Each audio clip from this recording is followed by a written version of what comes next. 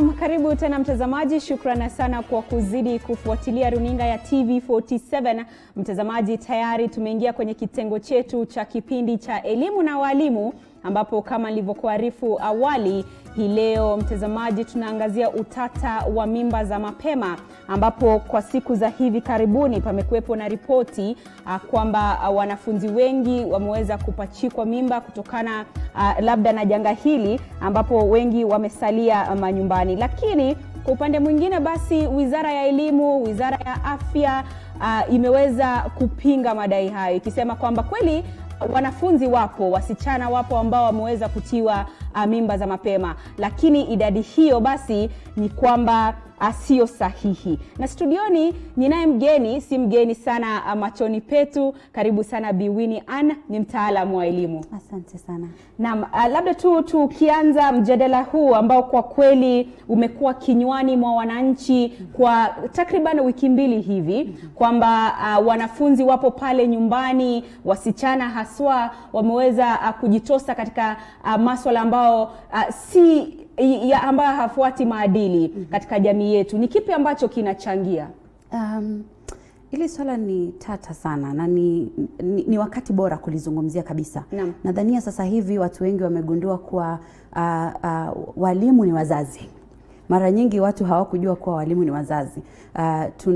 Tunapaswa sana, ama mara nyingi huwa tunafanya mambo mengi ya kumzuia yule mtoto wa kike asije akapatwa na mambo ambayo anampata sasa hivi.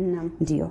Na basi iwapo ni jukumu la nani tuweze kuangazia, mtoto mwenyewe, mzazi au mwalimu? Manake sasa wapo nyumbani na ndio tunaona kwamba idadi imeongezeka, japokuwa serikali inasema idadi hiyo basi ni kana kwamba imeweza kuwekwa juu zaidi. Nadhania watoto wapo sehemu sahihi, sababu watoto wapo na wazazi. Katika lugha ya Kiingereza tunasema the best caregivers are parents. Na kwa mara nyingi tu tumekuwa tukibadilishana lawama. Nani wa kulaumiwa? Ni mzazi, ni walimu, ni shule, ni mazingira. Lakini tunasahau mambo mengine ambayo yanachangia pakubwa. Uzorotaji wa maadili. Hapo ndipo tunaanzia. Huyu mtoto amefunzwa mambo haya kuhusu masuala ya kujitunza, reproductive care, kama mtoto wa kike. Kama hajafunzwa na mzazi pale nyumbani, kwa sababu kumbuka masomo ya kwanza yanaanzia kwa mzazi. Kama hajafunzwa na mzazi pale nyumbani, basi atafunzwa na nani? Na nadhania bila kurushiana lawama, hili tatizo si la tatizo tu la wazazi peke yake, ama tatizo la wazazi ama walimu, ni tatizo la jamii nzima. Tulikosea wapi? Ni wapi katika kizazi hiki ambacho tunakiona? Ni wapi tulipata tatizo kubwa mno? Ndiposa tunasikia kuwa kuna idadi kubwa ya watoto wa kike ambao labda wanapachikwa mimba katika miaka ambayo haifai, the school going kids. Ni wapi tulikosea? Ni wapi tulikosea kama wazazi? Ni wapi tulikosea kama walimu? Na ni wapi tulikosea kama serikali pia? Kwa sababu kumbuka, policy makers play an important role kabisa sana katika maisha ya mtoto yoyote yule, awe wa kike au wa kiume. Basi swali ni wapi tulikosea? Mzazi alikosea wapi? Walimu wamekosea wapi? Na jamii nzima yenyewe imekosea wapi? Na labda kwa kuuliza, ni kipi ambacho kimebadilika? Manake mtindo huu ni mtindo ambao haukuwepo hapo awali. Wakati labda wakina mama zetu hata ingawa ungepata idadi ya wasichana ambao walikuwa wanapata watoto wakiwa na umri mdogo, idadi hiyo haikuwa kubwa sana. Lakini wakati huu ni kama ni mambo ya kawaida. Kwa sasa hivi tunaweza kusema wana uhuru, wapo nyumbani, hawana wa kuwalinda, parenting model. Wazazi wengi ni wazazi, si walezi. Naposema mlezi nani? Unamchunguza mtoto wako, unazungumza naye, unamjua mtoto wako kwa kiini. Wazazi wengi hawajui watoto wao. Sisi hata walimu tunawajua watoto zaidi ya wazazi. Na mambo mengine tu, mitandao ya kijamii, free access, wakati huu wana simu, wanaweza kuzungumziana, wanaweza kuitana sehemu mbalimbali. Na kando na hapo pia, hapa nyumbani panaweza kuwa kuna mtu pia labda anamfuatilia yule mtoto wa kike. Wewe kama mzazi unadhani hapa nyumbani yupo sawa, kumbe yupo mtu hapa katika jamii yako pia ambaye anafanya nini? Anamharibu yule mtoto. Naam. Shukran. Mtazamaji, huyo amekuwa ni Bi Winnie Ann. Kumbuka ni kipindi cha elimu na walimu na tunaangazia utata wa mimba za mapema. Mtazamaji, vile vile kwenye laini nitakuwa naungana moja kwa moja na Jean Paul ambaye pia anafanya kazi kwa karibu sana na masuala ambayo yanahusiana na wasichana. Anafanya kazi katika kampuni ya Equality Now. Tutakuwa tunapata maoni yake kwa njia ya simu. Sijui wapo yupo tayari TV47. Hello. Na naelezwa kwamba bado hatujampata kwenye laini, lakini mtazamaji, kumbuka ni fursa yako kuweza kutuma mchango wako, utueleze je, ni kipi ambacho kinachangia kwenye idadi au ongezeko la mimba za mapema. Mtaalam hapa studioni amesema kwamba sasa hivi walimu wanawatambua watoto wao zaidi ya wazazi. Unakubali hilo wewe kama mzazi? Na iwapo basi mwalimu anamtambua mtoto zaidi yako kama mzazi, jukumu lako ni lipi? Turejee hapa studioni Bi Winnie na tuweze kuzidi kuangazia swala hilo.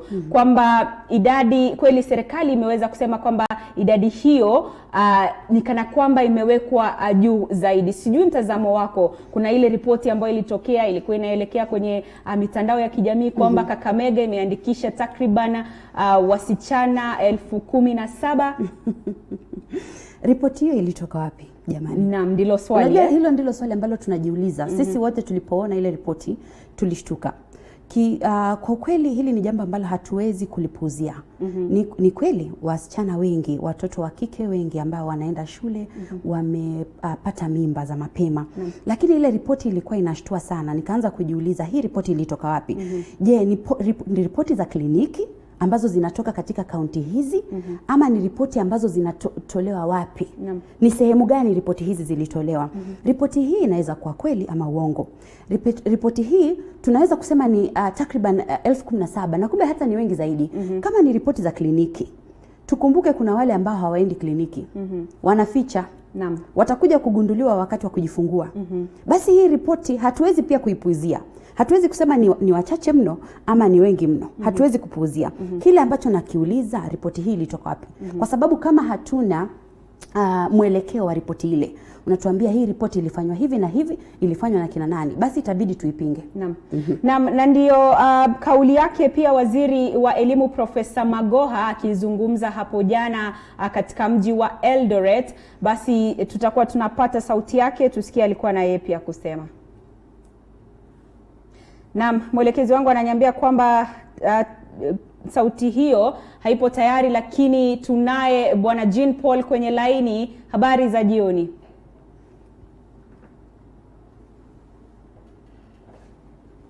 TV47, hello. Hello TV47.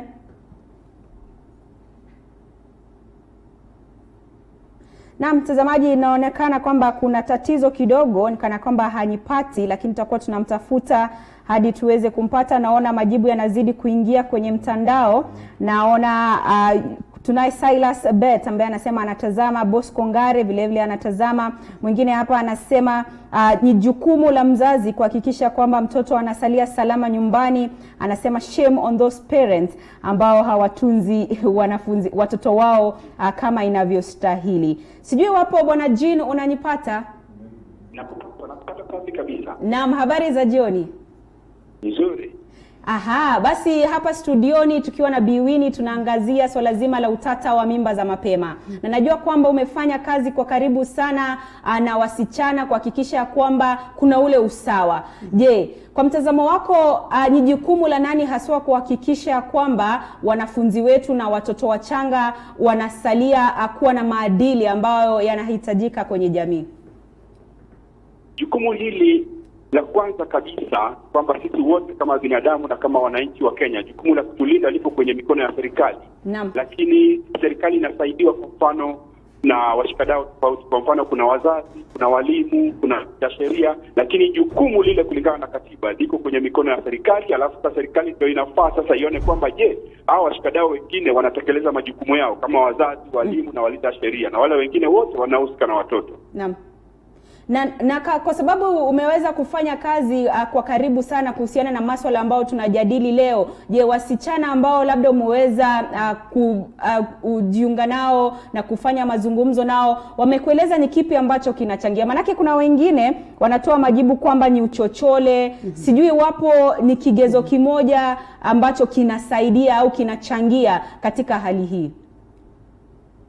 Mambo yanayochangia ni mengi, alafu haya mambo ni kwamba yanatofautiana. Kwa mfano ukiangalia upande wa Pwani, ukiangalia zile kaunti za magatuzi ambazo ziko Pwani, kwa mfano Kwale, Kilifi, Mombasa, Taita Taveta, utakuta kwamba sababu zao ni tofauti. Alafu uje upande huu mwingine wa bara, kwa mfano uangalie Homa Bay, Kisumu, Busia, pia utakuta kuna tofauti fulani. Kwa mfano kuna yale mambo ya itikadi na mila ambapo unakuta watoto wanakuzwa kwa njia ambayo kwa kiasi fulani inatukuza dhuluma za kimapenzi, ambapo unakuta kwa mfano mtoto akidhulumiwa apeleki ile kesi kaenda mbele, wazazi wanakaa, alafu pia sheria nayo haichukui mkono wake. Kwa hivyo anakuwa akiona kwamba yeye anadhulumiwa, basi ananyamaza vile vile. Naam. Kwa upande mwingine pia unakuta ule uchochole vile ulivyosema. Kwa mfano ukiangalia pande za Pwani utakuta kwamba kuna wale watoto ambao hawajaenda shuleni, kwa mfano familia zimevunjika, alafu unakuta kwamba hakuna yule anaye msaidia, anampatia yale mahitaji muhimu anayohitaji. Kwa hivyo anajitosa kwenye mtaa kule, unakuta kwamba kuna wale ambao wanawavizia hao watoto na kuwadhulumu, na kuna wale ambao wanatumia hela. Kwa mfano kuna watalii pia wa ndani na wa nje pia ambao wanawadhulumu hao watoto. Kwa hivyo sababu ni nyingi, lakini sababu kuu halisi pia ni kwamba ile sheria ya kuwalinda watoto na sera ya kulinda watoto dhidi ya dhuluma za kimapenzi haijawahi tekelezwa. Kwa mfano ukiangalia miaka 2 iliyopita, Mheshimiwa Amina Mohamed alipokuwa waziri wa elimu, alitengeneza jopo la kutafakari na kwa nini kulikuwa na mimba nyingi baadhi ya wanafunzi ambao wangefaa kufanya mtihani kwenye mwaka ule wa 2018. Lakini unakuta kwamba lile jopo hadi leo ile ripoti haijapewa haijapewa kipaumbele. Kwa mfano hata nyinyi vyombo vya habari haijapewa ile ripoti kuambiwa kwamba ile jopo lilitafakari, liliuliza maswali, likapata majibu hivi, na hawa ndio wale watuhumiwa walioshikwa. Kwa hivyo unakuta kwamba mambo yanaanzishwa lakini hayamalizwi, na ndio maana unaona hili janga kwamba leo tunaliona kama janga, lakini ni kwa vile tu kwamba imegonga vichwa vya habari, lakini ni janga la kila siku, kila wakati, na hata tunapoongea sasa hivi na wewe unakuta kwamba kuna mtoto sehemu fulani anadhulumiwa. Naam. Na ipo haja ya kuweza kutoa mafunzo kama vile ambavyo tunasema kwa lugha ya Kiingereza sex education. Ndio, kuna haja kuu, maana unakuta kwamba mambo ya ngono yamekuwa mambo ya siri katika jamii zetu zote. Unakuta kwamba katika kidini na katika tamaduni mambo ya ngono ni mambo ambayo watu hawaongelei kwa bayana, hata katika familia. Kwa hivyo unakuta kwamba wale watoto wanapokuwa hawaelewi kwamba vile vitendo vitaenda vitokelezee kuwe mambo mengine kwa wazazi na wao watoto. Unapata kwamba ukimya ambao pia tamaduni umetekeleza, inafaa wazazi na walimu wafunguke macho na wajue kwamba kwa sasa hivi basi inafaa watoto waelimishwe ili waweze kujifahamu wenyewe kwamba wanapofanya kitendo fulani basi mambo fulani yanatokea. Lakini sio swala tu la masomo hayo ya kijinsia na masomo ya kimwili, lakini ni kwamba pia kuna wale watu ambao wanadhulumiwa wakiwa na umri mdogo. Kwa mfano tuna visa ambavyo watoto wa miaka 2, miaka 5. Kwa hivyo unakuta wale unajiuliza mbona wanadhulumiwa, kuna wale utawapatia elimu gani? Kwa hivyo unakuta kwamba kuna upande mwingine wa kuangalia yule anayedhulumu watoto, je, ni hatua gani inachukuliwa? Naam, asante sana kwa kauli hiyo Bwana Jean Paul. Labda tu kwa kumalizia kauli yako ya mwisho kuhusiana na mdahalo huu ambao tunajadili sasa kuhusiana na utata wa mimba za mapema. Kauli yangu ya mwisho ni kwamba lile jopo ambalo liliundwa na Mheshimiwa Amina Mohamed alipokuwa waziri wa elimu, wakati ambapo hili swala liligonga vichwa vya habari kwamba zaidi ya wanafunzi 200 ambao wangefanya mtihani walipatikana na ujauzito. Je, ripoti iko wapi na kwa nini Mheshimiwa Rais asibitilie maanani hili swala? Maana unakuta kwamba hao watoto wote ambao wameripotiwa juzi, utakuta kwamba kwa njia moja au nyingine maisha yao tayari yameathirika. Naam. Shukrani sana kwa wakati wako, uwe na usiku mwema. Asante sana kwa kutenga muda wako kujiunga nasi kwenye kipindi cha Elimu na Walimu. Asante sana, nashukuru. Mwema pia. Naam, kwako pia. Mtazamaji, huyu amekuwa ni Jean Paul ambaye ni afisa Equality Now, kampuni ambayo inafanya kazi kuhakikisha kwamba kuna usawa wa kijinsia na kuhakikisha kwamba wasichana hawajadhulumiwa kimapenzi. Mtazamaji, kama nilivyokueleza hapo awali ni kwamba serikali, Wizara ya Elimu pamoja na Wizara ya Afya wamekana madai kuhusiana na idadi kubwa ambayo imeripotiwa ya wasichana ambao wametiwa mimba za mapema, na kwa sasa ningependa tuweze kumsikia kumsikiza waziri wa elimu Professor George Magoha. I want to dare say that the numbers look obnoxious and very high. As a physician, I want to tell you that pregnancies don't show before they are over 3 months. And if we are talking about the time this started, the majority of the pregnancies have not shown. Those who are saying they are pregnant, did the children go to them, or how did they know? The current data from the study that was highlighted has been found to be inaccurate, especially when we look at the extrapolation in terms of our antenatal visits by the teenage mothers. We are putting in place mechanisms, one jointly with our development partners and with county governments, and I'm sure you've seen some of these initiatives across the different counties, to ensure that we have one youth-friendly clinics available for these teenage mothers and fathers, two, to ensure that these services are actually friendly. Naam, ndio kauli ya waziri wa elimu Professor George Magoha pamoja na katibu mratibu katika Wizara ya Afya kwamba idadi hizo kidogo ni kana kwamba zimewekwa juu zaidi, ingawaje serikali inakubali ya kwamba mambo kama haya na swala la wasichana kutiwa mimba za mapema ni swala ambalo lipo, ila wanachokanusha ni idadi hizo. Na ameweza kuzua kauli murua kabisa bwana au Professor George Magoha kwamba yeye kama amesema yeye ni daktari ambaye amesoma kwa kiwango fulani, kwamba basi iweje mwanafunzi au mtoto ana mimba. Wamesema ni kwamba katika muda wa miezi mitatu ambayo tumekuwa na janga la corona hapa nchini, kwamba idadi hiyo basi imeweza kuripotiwa. Anasema kwamba kwa mawazo yake na kwa knowledge ambayo ako nayo ni kwamba mimba haiwezi kaonekana chini ya miezi mitatu. Nitampinga tafadhali, aniruhusu.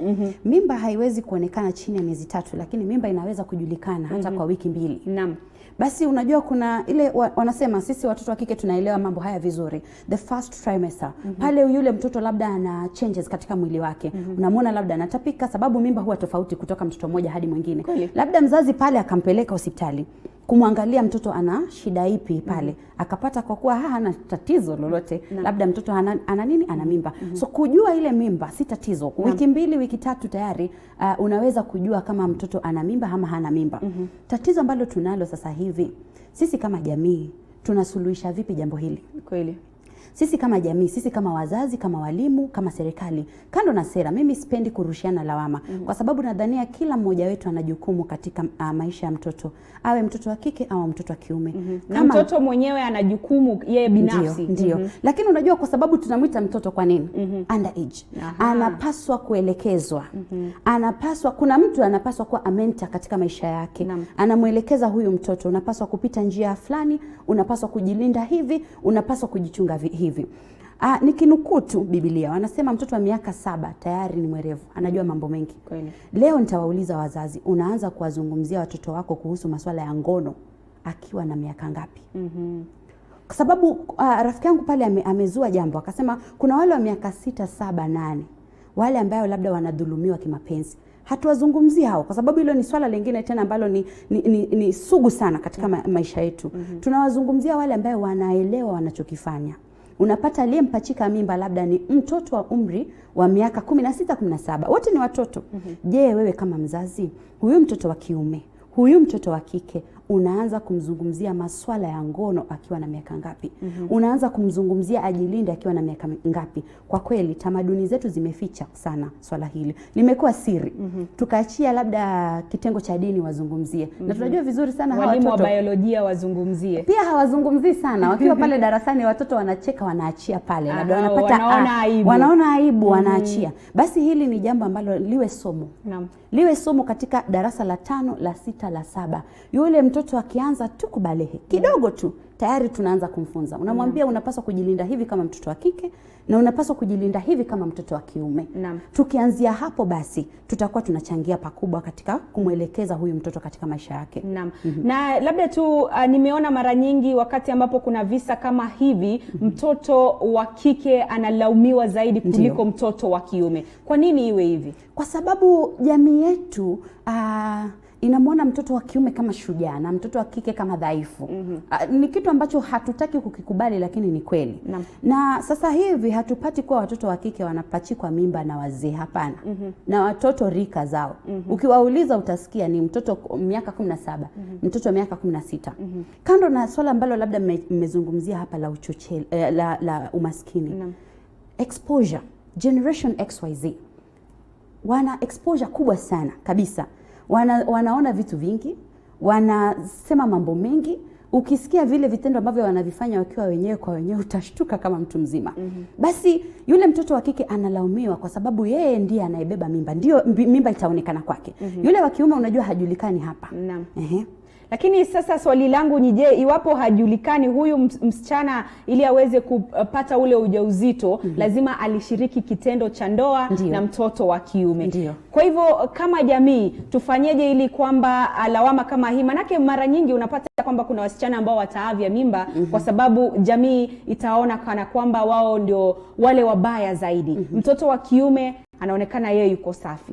Sera za kumlinda mtoto yoyote yule, na sana sana sera za kumlinda mtoto wa kike zinapaswa zikazwe kamba. Sera hizi katika county na hata katika national government. Ukipatwa tu na yule mtoto ambaye ni mdogo, uwe una umri wake, mnatoshana, mnalingana, pale utakuwa na tatizo kubwa sana. Kitu cha kwanza, je, tunawafunza watoto wa kike kujilinda na kujistiri? Wanasema mwanamke stara. Unamfunza huyu mtoto wa kike akiwa na miaka ngapi kujistiri? Wewe kama mzazi, wewe ni mzazi ama mlezi? Unajua kuna tofauti kubwa sana Andrine, kati ya mzazi na mlezi. Unaweza kuwa mzazi lakini haumjui mtoto. Kwa sababu haumlei yule mtoto, haujui tabia zake, haujui marafiki zake ni kina nani. Lakini wazazi wengi watasema labda na hustle, natafuta chakula hapa na pale, sina muda na mtoto. Hapana, hauwezi kosa kuwa na muda na mtoto na ulitaka kuwa mzazi. Labda ikuwe ni haukutaka kuwa mzazi. Unajua kuwa mzazi lazima ujiandae. Kwa sababu uzazi ni ulezi pia. Wewe mtoto wako analelewa na nani? Analelewa na kijakazi pale nyumbani.